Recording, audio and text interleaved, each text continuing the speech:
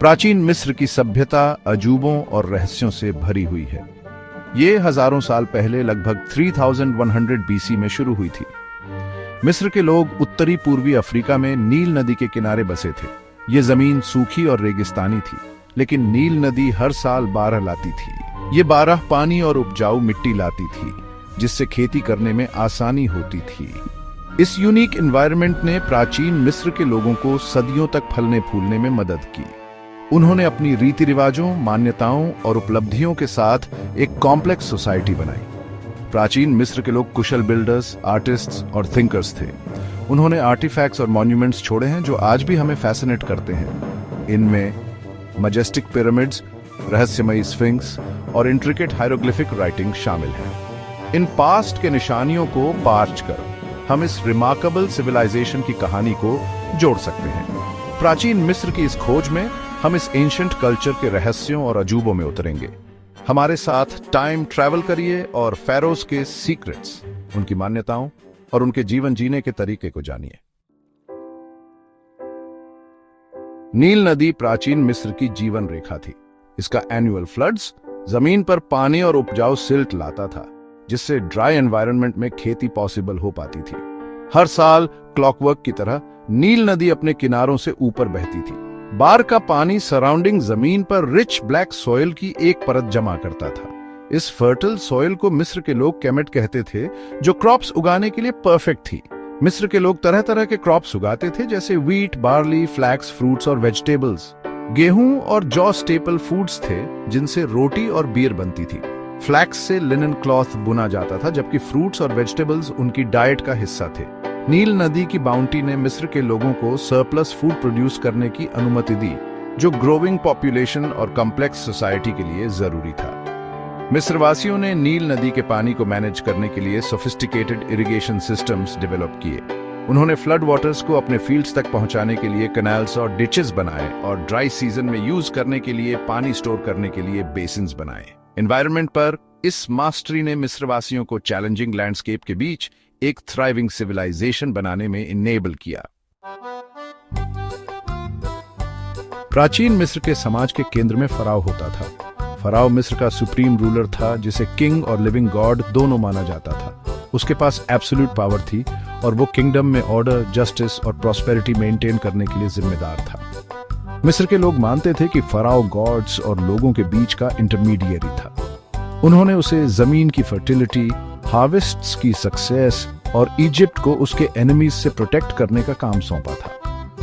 Pharaoh के नीचे मिस्र का समाज एक हायरार्की में स्ट्रक्चर्ड था।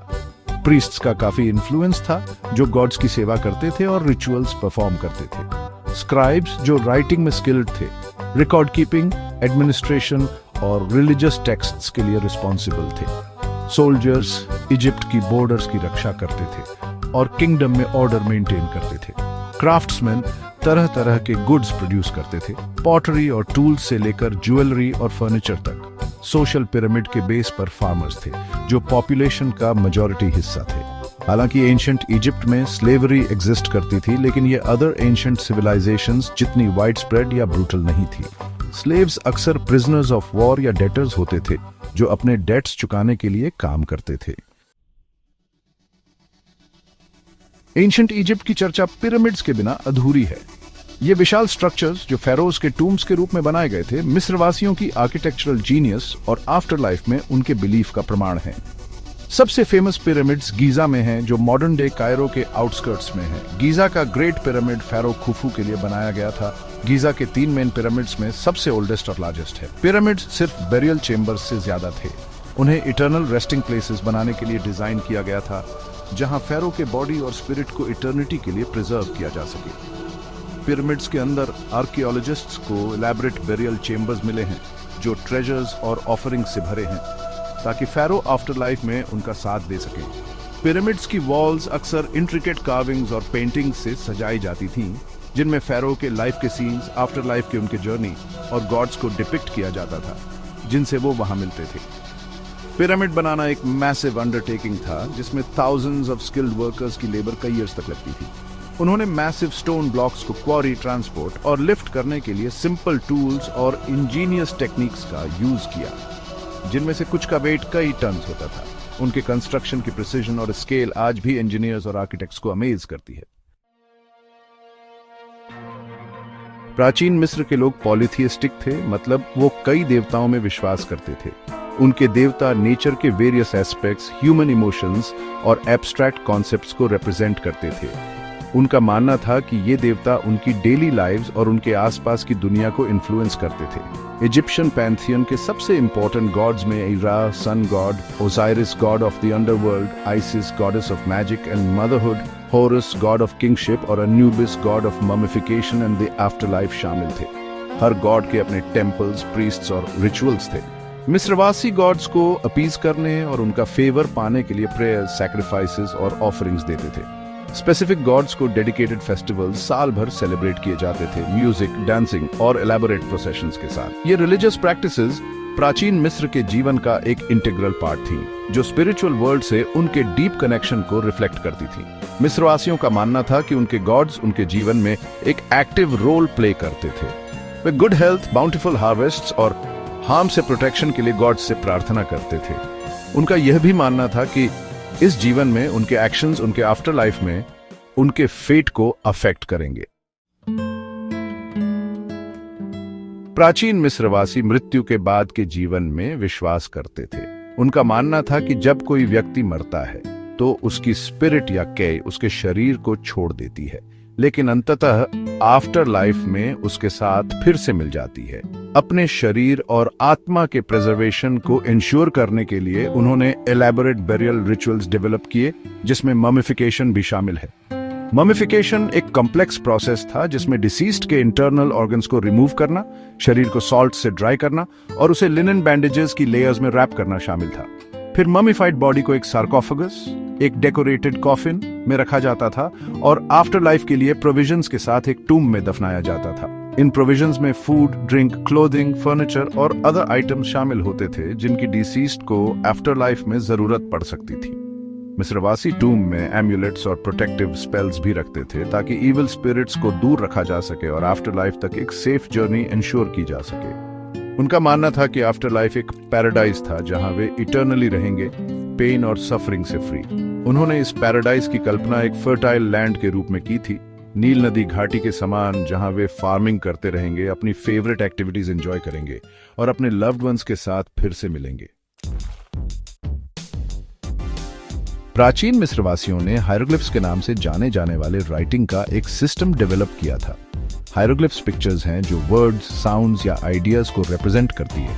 उनका यूज रिलीजियस टेक्स्ट्स लिखने, हिस्टोरिकल इवेंट्स रिकॉर्ड करने, टूम्स को डेकोरेट करने और मैसेजेस कम्युनिकेट करने के लिए किया जाता था। सदियों तक हायरोग्लिफ्स का मीनिंग मॉडर्न वर्ल्ड के लिए एक मिस्ट्री बना रहा। फिर 1799 में इजिप्ट में तैनात एक फ्रेंच सोल्जर ने रोजेटा स्टोन डिस्कवर किया। इस स्टोन स्लैब में सेम टेक्स्ट 3 अलग अलग स्क्रिप्ट्स में लिखा था। हायरोग्लिफ्स, डेमोटिक स्क्रिप्ट, इजिप्शियन राइटिंग का एक लेटर फॉर्म और एंशिएंट ग्रीक। स्कॉलर्स ने रियलाइज किया कि रोजेटा स्टोन में हायरोग्लिफ्स को डिसाइफर करने की की है। एंशिएंट ग्रीक के अपने नॉलेज का यूज करके स्कॉलर्स डेमोटिक स्क्रिप्ट ट्रांसलेट करने में एबल हुए और वहां से हायरोग्लिफ्स के सीक्रेट्स अनलॉक कर पाए। हायरोग्लिफ्स के डिसाइफरमेंट ने एंशिएंट इजिप्शियन कल्चर की हमारी अंडरस्टैंडिंग में रेवोल्यूशन ला दी, जिससे हमें उनके टेक्स्ट्स पढ़ने और उनके बिलीफ्स, हिस्ट्री और वे ऑफ लाइफ में डीपर इंसाइट गेन करने की अनुमति मिली। सदियों के डोमिनेंस के बाद वंस माइटी इजिप्शियन सिविलाइजेशन का अंततः पतन हो गया। इस डिक्लाइन में कई फैक्टर्स ने कंट्रीब्यूट किया, जिसमें इंटरनल कॉन्फ्लिक्ट्स, फॉरेन इन्वेजन्स और नील नदी के फ्लडिंग पैटर्न्स में चेंजेस शामिल हैं। Internal power struggles, economic instability और रिलीजियस अपहीवल्स ने फेरोज की सेंट्रल अथॉरिटी को वीकन कर दिया। इन इंटरनल वीकनेसेस ने इजिप्ट को फॉरेन इन्वेजन्स के लिए वल्नरेबल बना दिया। लिबियंस, न्यूबियंस, असीरियंस और पर्शियंस ने अलग अलग समय पर इजिप्ट के पार्ट्स को कॉन्कर किया, जिससे किंगडम और ज्यादा वीकन हो गया। इसके अलावा नील नदी के फ्लडिंग पैटर्न्स में चेंजेस संभवतः क्लाइमेट चेंज के कारण, रिड्यूस्ड एग्रीकल्चरल आउटपुट, फैमिन्स और सोशल अनरेस्ट का कारण बने। फाइनल ब्लो 30 BC में आया जब एंशिएंट इजिप्ट की last pharaoh Cleopatra the 7th ने रोमन एम्पायर से अपनी डिफीट के बाद सुसाइड कर लिया। इजिप्ट रोमन एम्पायर का एक प्रोविंस बन गया। जो उसके इंडिपेंडेंट एग्जिस्टेंस के एंड को मार्क करता है। प्राचीन मिस्र की सभ्यता आर्ट, आर्किटेक्चर और मिस्ट्री की अपनी एंड्यूरिंग लेगेसी के साथ हमारी इमेजिनेशंस को कैप्टिवेट करती रहती है। मजेस्टिक पिरामिड से लेकर रहस्यमय स्फिंक्स तक, इंट्रिकेट हायरोग्लिफ्स से लेकर आफ्टरलाइफ के बारे में उनके एलैबोरेट बिलीफ्स तक, एंशिएंट इजिप्ट एक ऐसी दुनिया की ग्लिम्स प्रदान करता है जो फेमिलियर और अटरली फॉरेन दोनों है।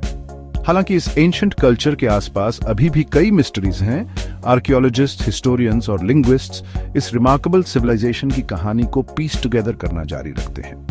उनकी डिस्कवरीज एक कॉम्प्लेक्स सोसाइटी को रिवील करती हैं जो सहस्राब्दियों तक थ्राइव हुई एक ऐसी लेगेसी छोड़कर जो आज भी ओ और वंडर को इंस्पायर करती है।